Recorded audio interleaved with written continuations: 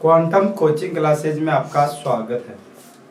हम last class में जो अपना चैप्टर था, सेकंड चैप्टर अम्ल तथा क्षार, उसके बारे में चर्चा कर रहे थे। लास्ट टाइम हमने अम्ल और क्षार के भौतिक गुणों के बारे में चर्चा की थी। आज अपन अम्ल तथा क्षार के रासायनिक गुणों के बारे में चर्चा करेंगे। जब अपन रासायनिक गुणों के बारे में चर्चा करेंगे तो अपने को पहली जो रिएक्शन होगी या पहली जो अभिक्रिया होगी कि अम्लों की अभिक्रिया जब धातु के साथ करवाई जाती है तो लवण तथा हाइड्रोजन गैस का निष्कासन होता है। अब जब ये जो निष्कासित हाइड्रोजन गैस है उसको क्या करेंगे, अपन जलती हुई मोमबत्ती के पास लेके आएंगे। और जैसे ही जलती हुई मोमबत्ती के साथ पास लेके आएंगे तो क्या होगा, पटपट के साथ ये मोमबत्ती जलती रहेगी। तो अब अपन देखते हैं कि अम्ल की अभिक्रिया धातु के साथ करते हैं। तो एक अम्ल लेते हैं, उसकी अभिक्रिया अपन धातु के साथ करवाते हैं। तो पहला जो अपन लेते हैं कि अम्ल की अभिक्रिया, तो पहला अपनी अम्ल की अभिक्रिया,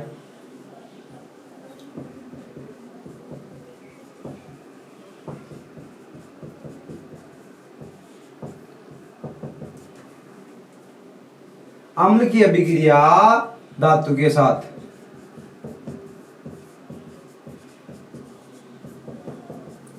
अब जो अम्ल है, जैसे अपन एक रासायनिक समीकरण का उदाहरण लेते हैं तो HCl प्लस Zn, इसके बाद अगर अपन रिएक्शन कराएंगे तो बनेगा ZnCl2 प्लस H2। अब अपने को यह समझना है कि जैसे ZnCl2 बना के मतलब उसका निर्माण कैसे हुआ। तो जैसे आपने बताया कि हाइड्रोजन पे +1 आयन होता है और क्लोरीन पे 1 माइनस होता है, Zn पे 2 प्लस। अब अपने को देखने से यह भी पता चल रहा है कि जो अभिक्रिया है ये विस्थापन अभिक्रिया भी का भी उदाहरण होता है। अब विस्थापन अभिक्रिया में क्या करेगा कि हाइड्रोजन अगर सक्रियता श्रेणी में सबसे ऊपर आता है, सक्रियता श्रेणी में जिंक से ऊपर आता है, तो ये क्या करेगा, जिंक क्या करेगा, हाइड्रोजन को विस्थापित कर देगा। और जब ये जिंक हाइड्रोजन को विस्थापित करेगा तो यह हाइड्रोजन तो गैस के रूप में निकल जाएगा और जो Zn है वो इससे रिएक्शन करेगा। तो अपने को पता है कि Zn की अभिक्रिया, Zn पे आवेश 2 प्लस होता है और Cl पर 1 माइनस होता है, 1 माइनस होता है। तो ये क्या करेगा, इसको अगर अपन क्रॉस मल्टीप्लाई करेंगे तो बनेगा ZnCl2, जिसको बोलते हैं जिंक क्लोराइड।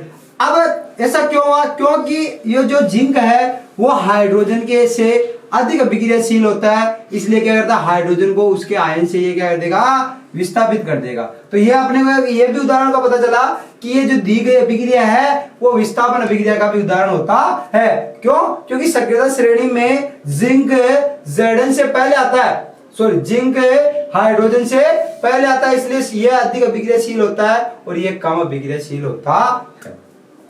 अब ऐसा ही अपन अगर एल्यूमिनियम के साथ करवाते हैं इसकी रिएक्शन, अगर एल्यूमिनियम धातु के साथ करवाते हैं तो क्या बनेगा, HCl प्लस Al।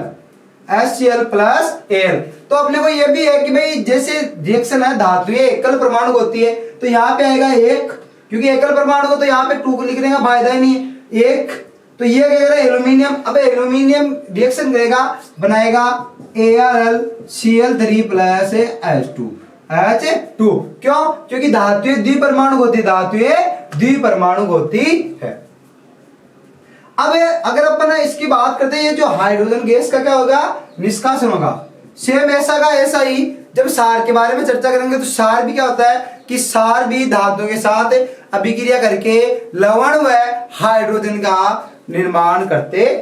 गैस का निर्माण करते हैं। तो अपन दूसरा जो पढ़ेंगे कि पहले अपने पढ़ी कि अम्ल की अभिक्रिया धातु के साथ करवाए, ऐसा ही अपन क्या करेंगे कि क्षार की अभिक्रिया भी धातु के साथ करवाएंगे।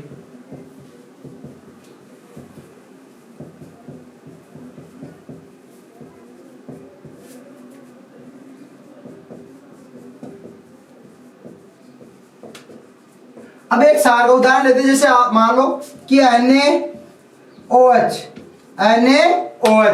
प्लस मान लो Zn ले लिया।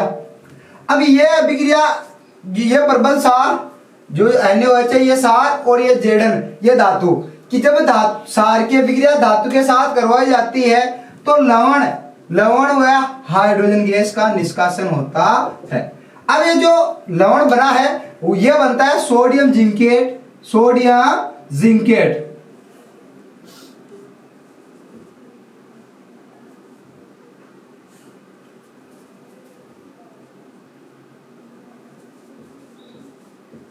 सोडियम जिंकेट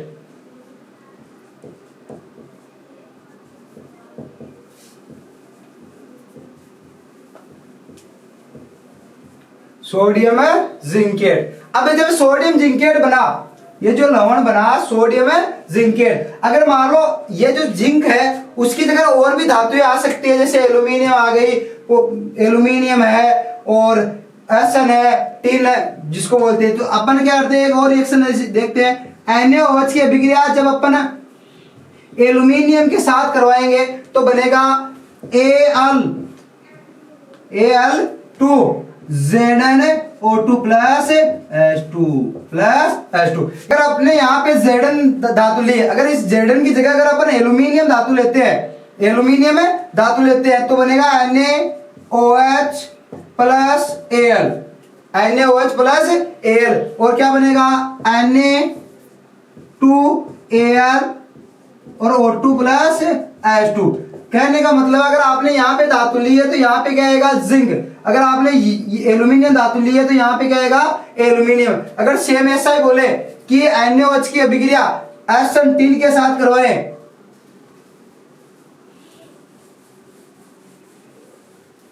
अब भाई NaOH की अभिक्रिया जब अपन एसन बोले तो टिन के साथ करवाते हैं तो भी सेम ये बनेगा। अगर आपने यहाँ पे जिंक धातु ली है तो यहाँ पे क्या आएगा जिंक आएगा, अगर आपने यहाँ पे एल्यूमिनियम लिया है तो यहाँ पे क्या आएगा एल्यूमिनियम आएगा। तो क्या बनेगा Na2SnO2 प्लस H2। अब अम्ल और सार दोनों की अभिक्रिया जब धातु के साथ करवाई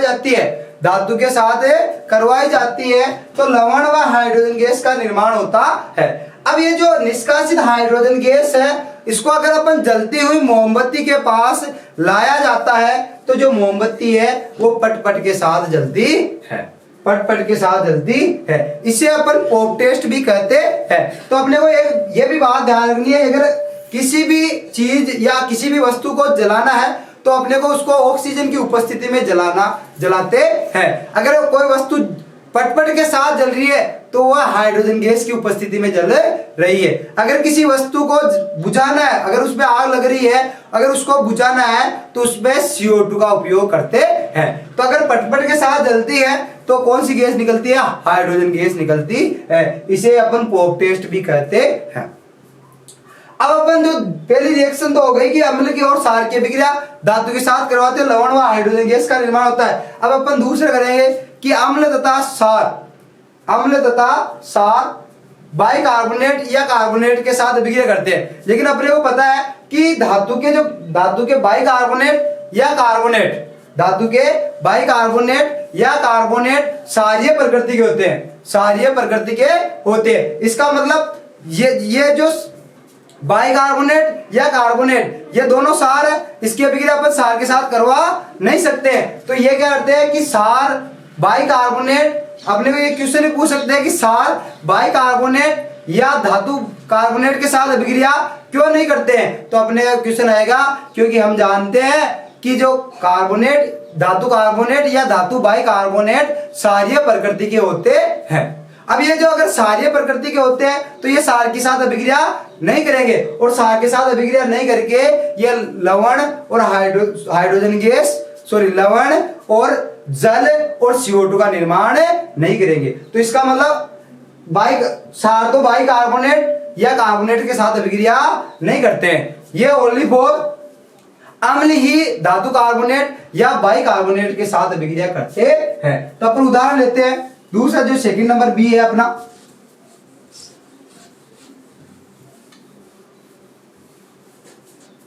अब लास्ट टाइम जो हमने बताया कि अम्ल और सार दोनों अभिक्रिया करके अम्ल और क्षार दोनों धातु के साथ अभिक्रिया करके लवण व हाइड्रोजन गैस का निष्कासन करते हैं। इसका मतलब अम्ल और क्षार में ये एक समानता भी होती है। अम्ल और क्षार में एक समानता क्या है, दोनों क्या करते हैं, धातु के साथ अभिक्रिया करके लवण व हाइड्रोजन गैस का निष्कासन करते हैं। अब सेकंड जो नंबर है अपना वो है कि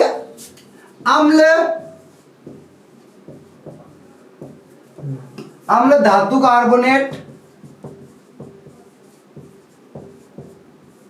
या बाइकार्बोनेट, धातु बाइकार्बोनेट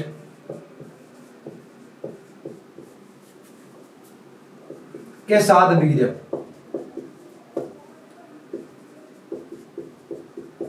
अब अपने को पता है कि अम्ल धातु कार्बोनेट और बाइकार्बोनेट के साथ ये अभिक्रिया करते हैं, सारे नहीं करते। इसका मतलब जो धातु कार्बोनेट है या बाइकार्बोनेट है इनकी प्रकृति क्षारीय होती है। इसका मतलब अगर अपन HCl की बात करते हैं कि HCl की अभिक्रिया जब Na2CO3 सोडियम कार्बोनेट। अब ये क्या है, क्षार है, ये क्या है, क्षार है, दुर्बल क्षार, और ये क्या है, अम्ल, ये क्या है, अम्ल। अपन आगे बढ़ेंगे उदासीनीकरण अभिक्रिया। उदासीनीकरण अभिक्रिया में क्या होता है कि अम्ल और क्षार दोनों अभिक्रिया करके लवण व जल का निर्माण करते हैं। उदासीनीकरण अभिक्रिया में क्या होता है कि अम्ल और क्षार दोनों मिलकर लवण व जल का निर्माण करते हैं। तो इसका मतलब ये अम्ल और ये क्या है, क्षार, ये दोनों अभिक्रिया करेंगे और क्या बनाएंगे, लवण बनाएंगे और क्या बनाएंगे, जल बनाएंगे। तो अपना पहला तो क्या हो गया, NaCl बनेगा, क्या बनेगा, NaCl, लवण तो बन गया, और दूसरा क्या बनेगा, जल बनेगा, क्या बनेगा, जल। लेकिन हमने बताया इस रिएक्शन को देखने पे कि इसमें कार्बोनेट भी है, तो इसका मतलब इसमें से एक गैस भी निकलती है जिसको बोलते हैं CO2, क्या बोलते हैं, CO2। अगर सेम ऐसा उदाहरण दूसरा लेते हैं कि जब HCl की अभिक्रिया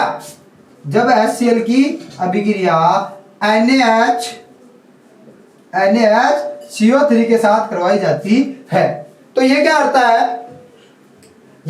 है कि जो ये सेम वही है कि ये भी कैसा प्रकृति होता है, क्षारीय प्रकृति का, कैसा होता है, क्षारीय, और ये कैसा होता है, अम्लीय, कैसा होता है, अम्लीय।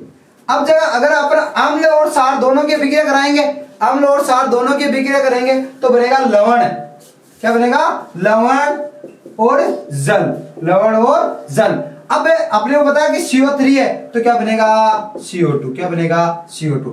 अब यहां से भाई पहला क्वेश्चन कि सर अम्ल तो धातु कार्बोनेट या बाइकार्बोनेट के साथ अभिक्रिया करते हैं, क्षार क्यों नहीं करते, क्यों, क्योंकि अपने को पता है कि जो धातु कार्बोनेट या धातु बाइकार्बोनेट होते हैं वो क्षारीय प्रकृति के होते हैं। इसका मतलब ये क्षार के साथ अभिक्रिया नहीं प्रदर्शित करते हैं, लवण और CO2 और जल का निर्माण नहीं करते हैं। तो अम्ल धातु कार्बोनेट या बाइकार्बोनेट के साथ अभिक्रिया करके लवण, जल और CO2 गैस का निर्माण करते हैं। अब ये जो CO2 गैस उत्सर्जित होती है, अगर इसको चूने के पानी में प्रवाहित किया जाता है, भाई अगर ये जो CO2 गैस है अगर इसको चूने के पानी में प्रवाहित किया जाता है तो चूने का पानी दूधिया हो जाता है और ज्यादा दूधिया हो जाता है। तो अपने को ये पहला जानना होगा चूने का पानी क्या होता है, चूने का पानी को बोलते हैं बुझा हुआ चूना, जिसको बोलते हैं CaOH का होल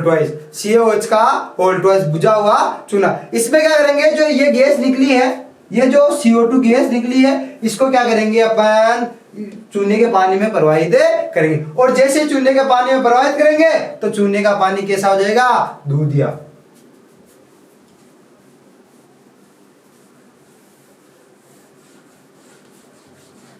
चूने का पानी कैसा हो जाएगा, दूधिया। अब देखते हैं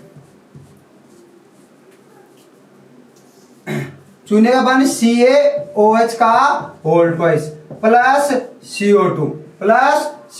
अब ये क्या है, चूने का पानी है, इसमें आपने CO2 प्रवाहित की तो क्या बनेगा, CaCO3 प्लस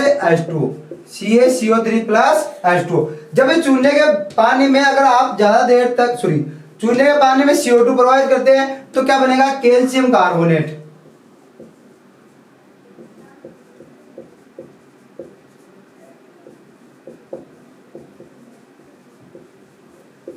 कैल्शियम कार्बोनेट। और अपने को पता है कि जो कैल्शियम कार्बोनेट है वो एक श्वेत रंग का अवक्षेप होता है।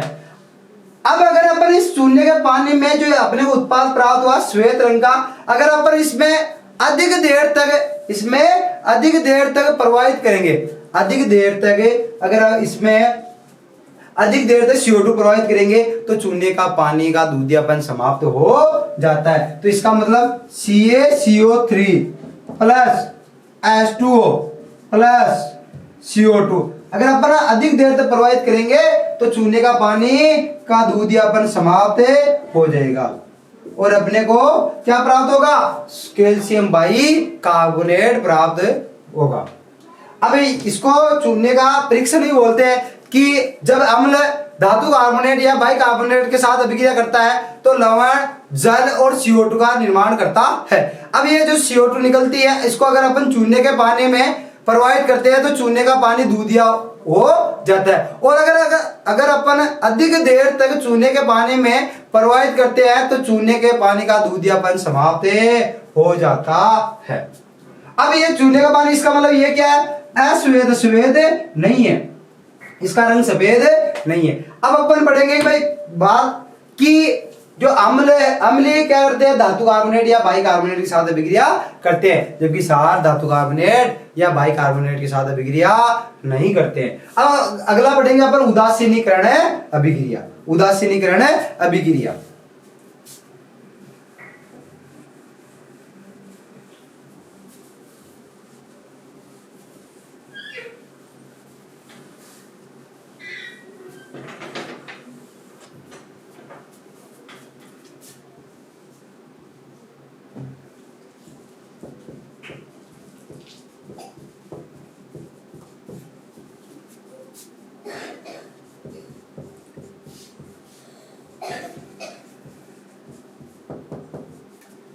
उदासीनीकरण अभिक्रिया वह अभिक्रिया होती है जिसमें अम्ल तथा क्षार दोनों आपस में अभिक्रिया करके लवण तथा जल का निर्माण करते हैं, उसे अपन उदासीनीकरण अभिक्रिया कहते हैं। तो अपने को जो लवण है उसकी अगर अपन प्रकृति देखते हैं तो प्रकृति समझने से पहले अपने को क्या करना है कि प्रबल अम्ल क्या होते हैं, दुर्बल अम्ल क्या होते हैं, प्रबल क्षार दुर्बल क्षार के बारे में अपन बात करेंगे।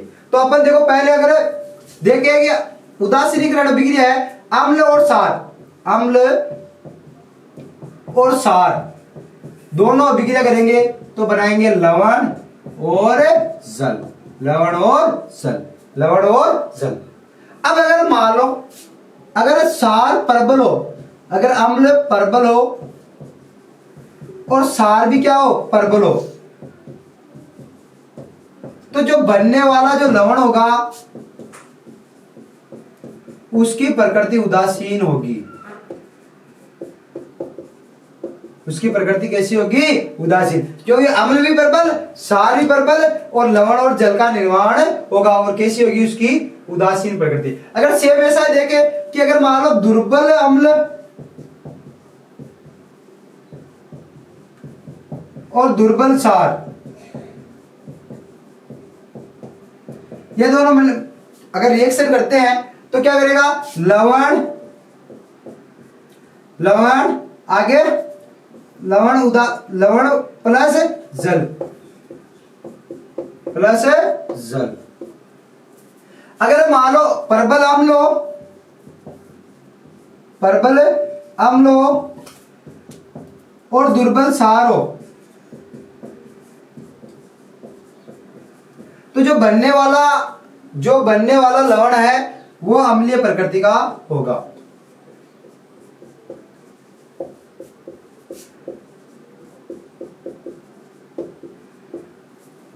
अगर मान लो दुर्बल तो अम्ल हो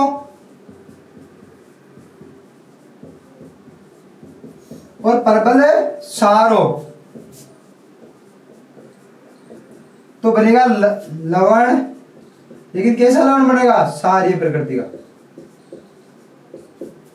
प्लस जल। अब इन चारों को देखने से अपने को ये बात थोड़ी सी ध्यान में रखना है कि भाई कौन से अम्ल प्रबल होते हैं, कौन से क्षार प्रबल होते हैं, कौन से क्षार दुर्बल होते हैं। तो अपने को जब प्रबल क्षार की बात करते हैं तो प्रबल अम्ल के तो उदाहरण क्या है, जैसे प्रबल अम्ल कौन कौन से है,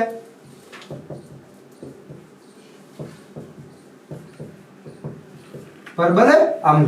अगर परबल अम्ल की बात करते हैं तो परबल अम्ल है H2SO4, HNO3 और HCl। अगर अपन दुर्बल अम्ल की बात करते हैं तो होता है कार्बोनिक अम्ल H2CO3, एक होता है CH3COOH। अब अपन अगर प्रबल सार और दुर्बल सार उनके बारे में चर्चा करते हैं। प्रबल सार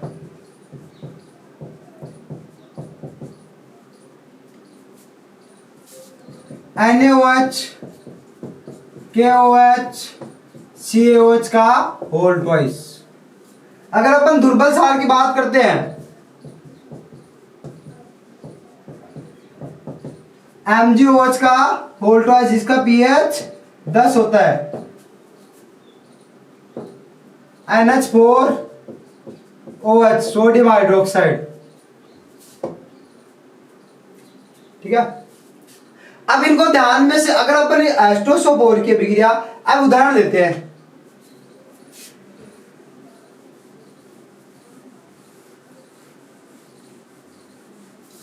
अब जैसे मान लो प्रबल अम्ल, एक प्रबल अम्ल और प्रबल सार का उदाहरण लेते हैं। तो जैसे प्रबल अम्ल तो हो गया HCl और प्रबल सार हो गया NaOH। अब HCl और NaOH दोनों क्या है, प्रबल है। तो जो बनने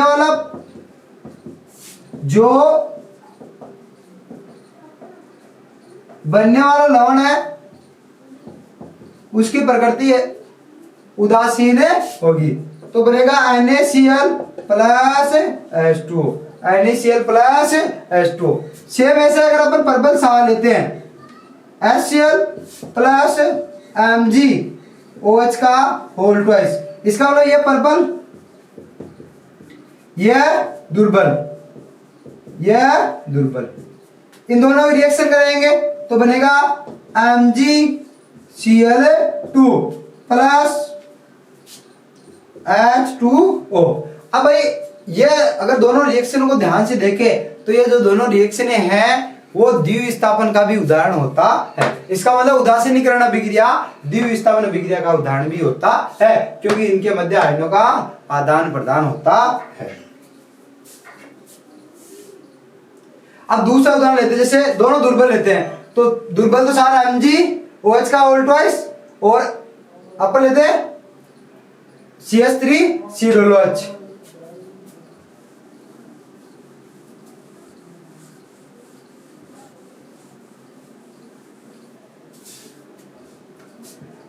CH3COOH प्लस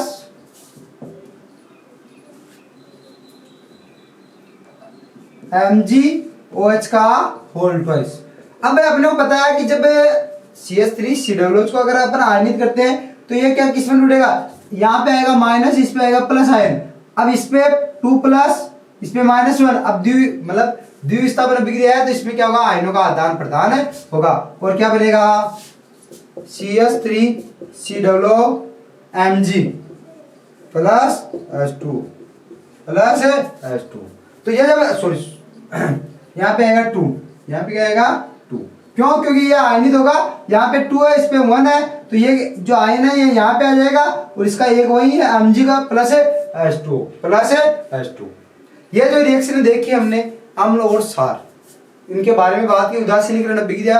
अब आगे बात करेंगे कि अम्ल और सार दोनों की अभिक्रिया जब धात्विक ऑक्साइड या अधात्विक ऑक्साइड की साथ कराएंगे तो अपने को थोड़ा सा छोटा सा कि जो चौथा पॉइंट है वो है अम्ल की अभिक्रिया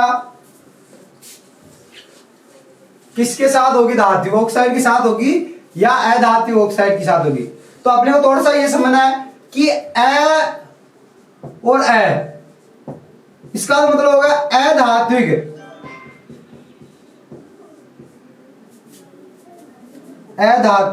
ऑक्साइड,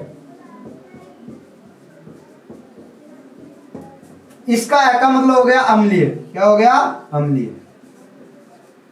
अधात्विक ऑक्साइड अम्लीय प्रकृति के होते हैं, जबकि धात्विक ऑक्साइड किस प्रकृति के होते हैं, क्षारीय प्रकृति के। किसके होते हैं? सारी। तो अपन क्या करेंगे कि जब एस मतलब अम्ल किसके साथ अभिक्रिया करेगा? अम्ल के साथ या क्षार के साथ? तो आपने बताया कि अम्ल अभिक्रिया करता है क्षार के साथ। तो अम्ल क्या करेंगे? हम तो अभिक्रिया करेंगे धातु ऑक्साइड के साथ, धातु ऑक्साइड के साथ, जबकि जो क्षार होंगे वो करेंगे अधात्विक ऑक्साइड के साथ।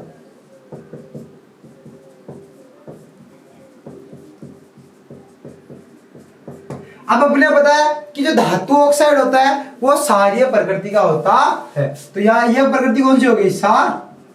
और ये क्या हो गई? अम्ल। और अपने को पता है कि अम्ल और क्षार दोनों अभिक्रिया करके लवण व जल का निर्माण करते हैं। और ये भी क्या करेगा? लवण व जल। तो एक उदाहरण देखते हैं। उदाहरण के लिए जैसे HCl लेते हैं अपन, HCl प्लस